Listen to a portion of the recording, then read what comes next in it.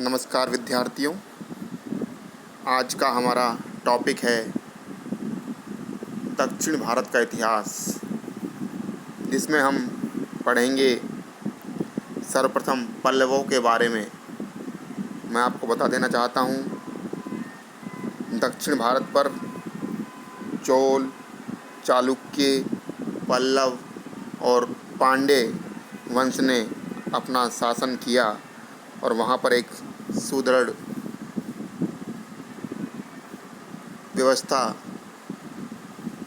उन्होंने की और आम जन को जिससे कि सुविधाएं मिल सकें, इस तरह का शासन उन लोगों ने वहाँ पर दिया। और हम जानते हैं कि चोलों का स्थानीय शासन पूरे प्राचीन इतिहास में अनुकरणीय रहा है, जिसे हम आज भी अपनाते हैं। तो अब हम देखेंगे सर्वप्रथम पल्लव वंश। पल्लवों का शासन जो है सुदूर दक्षिण में था, जिसे तोड़ मंडलम या तोंडे मंडलम कहा गया है। पल्लव का अर्थ होता है लता और तमिल में इसका अर्थ होता है डाकू। पल्लवों के बारे में प्रारंभिक अभिलेख प्राकृत व संस्कृत भाषा में मिलते हैं। प्रस्तर लेखों व संस्कृत ताम्र लेखों से भी हमें पल्लवों के बारे में जानकारी मिलती है। पल्लवों के राजनीतिक इतिहास को दो भागों में बांटा गया है। पहला है 5वीं शताब्दी तक और उसके बाद है 6वीं शताब्दी से लेकर 10वीं शताब्दी तक। 5वीं शताब्दी तक जो इतिहास है उसको बोलते हैं पूर्व पल्लव। इस साम्राज्य का संस्थापक था सिंह वर्मा। कुछ लोग मानते हैं बप्पदेव को भी मानते हैं। और इस वंश का सबसे महान शासक मतलब पूर्व पल्लवों का शिव स्कंद था और संभवतः उसने वाजपेयी व अश्वमेध यज्ञ भी संपन्न करवाए थे। इस वंश के चौथे शासक विष्णुगुप्त का युद्ध समुद्रगुप्त से हुआ, जिसका उल्लेख हमें प्रयाग प्रशस्ति में मिलता है।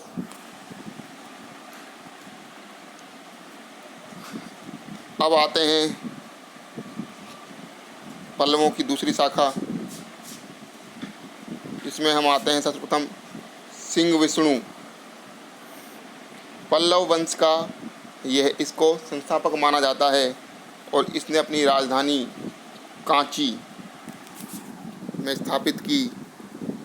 इसकी उपाधि हमें अवनी सिंह व सिंह विष्णु पौत्रायण मिलती है। इसके दरबार में भारवी जैसे प्रसिद्ध विद्वान थे। इसने मामल्लपुरम में वराह मंदिर का निर्माण करवाया। यह एक वैष्णव मतानुयायी था,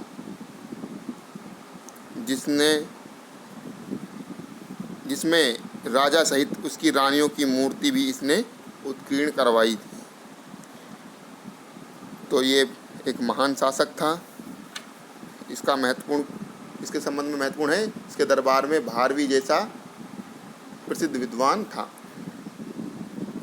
इसके बाद आते हैं महेंद्र वर्मन प्रथम, जिनका शासनकाल 600 से 630 ईस्वी तक रहा। इनकी उपाधियां मिलती हैं हमें विचित्र चित्र गुणभद्र। इसी नाम से इनके दरबार में एक कवि भी था और इन्होंने मत विलास प्रहसन नामक रचना की।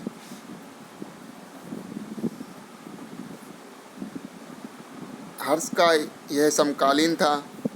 महेंद्र वर्मन ने मंडप व एकाश मंदिर को निर्माण की शुरुआत की। कुछ विद्वान इसे चैत्यकरी की उपाधि देते हैं, क्योंकि इसने कई चैत्यों व मंदिरों का निर्माण भी करवाया था।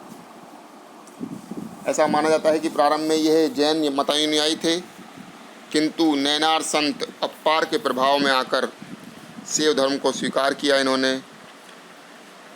इन्होंने बौद्धों व कापालिकों पर व्यंग करते हुए संस्कृत में मत विलास प्रहसन नामक ग्रंथ की रचना की। किसने? महेंद्र वर्मन प्रथम ने।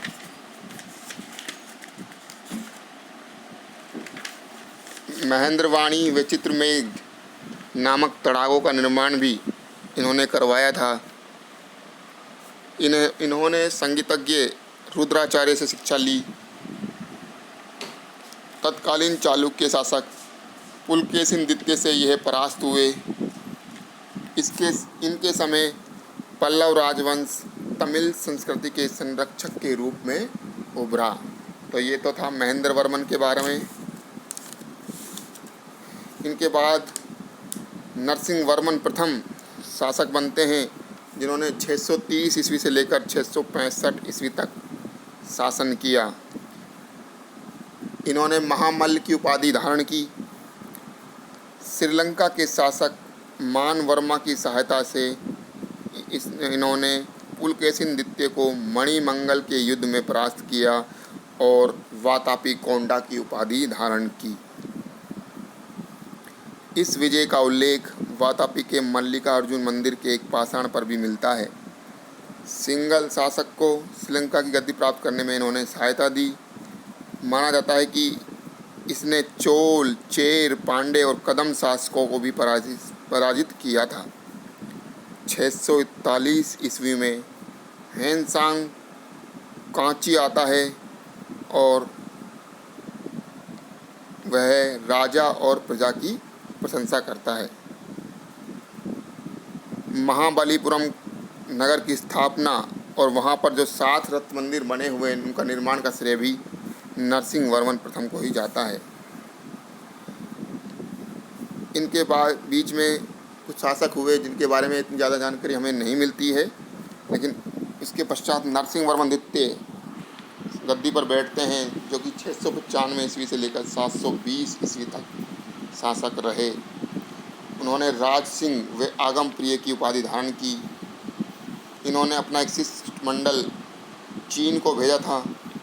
इनका दौर शांति व समृद्धि का दौर माना जाता है, अतः साहित्य और स्थापत्य कला के विकास को इस समय समर्थन मिला या विकास हुआ, अधिक हुआ। गुफा मंदिरों और पाषाण मंदिरों को छोड़कर संरचनात्मक मंदिरों का निर्माण भी इसी समय शुरू हुआ।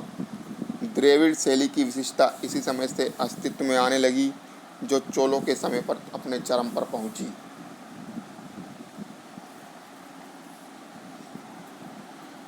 कांची का कैलाश मंदिर, कांची का कैलाशनाथ मंदिर,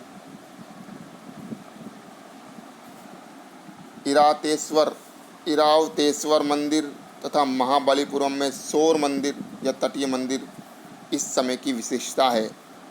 इनके दरबार में प्रसिद्ध विद्वान दांडी थे, जिन्होंने 10 कुमार चरित्र व काव्यादर्श की रचना की थी। तो दांडी किनके दरबार में थे? नरसिंह वर्मन द्वितीय के दरबार में थे, जबकि भारवी सिंह विष्णु के दरबार में थे। ये ध्यान रखने की बातें हैं। इनके पश्चात नंदी वर्मन द्वितीय पल्लव वंश में शासक हुए, जिन्होंने पल्लव मल की उपाधि धारण की। कलहण की राजतरंगिणी इन्हें निर्वाचित राजा बताती है। वस्तुतः यह पल्लवों की समांतर शाखा का उत्तराधिकारी था, जो सिंह विष्णु के भाई से उत्पन्न हुई थी। इसने कांची में बैकुंठ पेरुमल के मंदिर का निर्माण करवाया था। राष्ट्रकूट राजा दंती दुर्ग ने इसे परास्त किया। नंदी वर्मन द्वितीय के बाद पल्लवों की शक्ति कमज़ोर होती गई और उन्हें राष्ट्रकूट चोलों व पांड्यों का सामना करना पड़ा। पल्लवों पर अंतिम प्रहार आदित्य चोल ने किया, जिसने अपराजित पल्लव को हराकर उसके क्षेत्र को अपने चोल साम्राज्य में मिला लिया।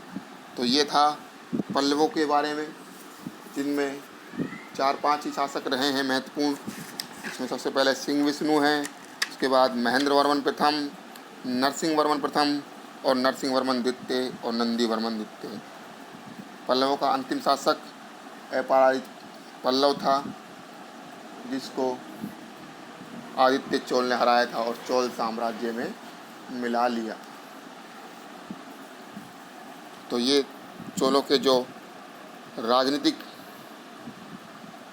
शासकों का बारे में हमने पढ़ा है, उनकी सांस्कृतिक एवं धार्मिक गतिविधियों के बारे में हम अगले अध्याय में पढ़ेंगे, अगले क्लास में पढ़ेंगे। धन्यवाद विद्यार्थियों।